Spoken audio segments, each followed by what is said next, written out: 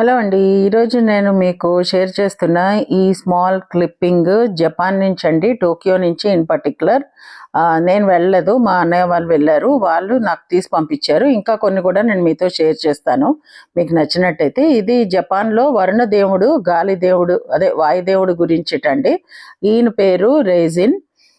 ఈయన వరుణదేవుడు అనమాట. అంటే లైట్నింగ్, థండర్ స్టామ్, తెలుగులో ఏమంటారు, ఉరుములు మెరుపులు, సారీ, అవి క్రియేట్ చేస్తాడు. ఇతని మెడలో ఒక డ్రమ్ ఉంటుంది.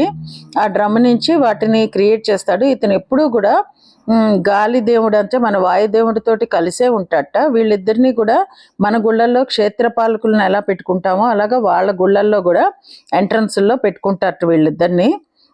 అండ్ ఇతనేమో గ్రీన్ కలర్ లో ఉంటాడు వాయుదేవుడు, ఫ్యూజిన్ ఇతని పేరు. ఇతనికి భుజం మీద ఒక బ్యాగ్ ఉంటుంది, ఆ బ్యాగ్ లో గాలి ఉంటుంది. వీళ్ళని జపాన్ వాళ్ళు పూజిస్తారట. సబ్స్క్రైబ్.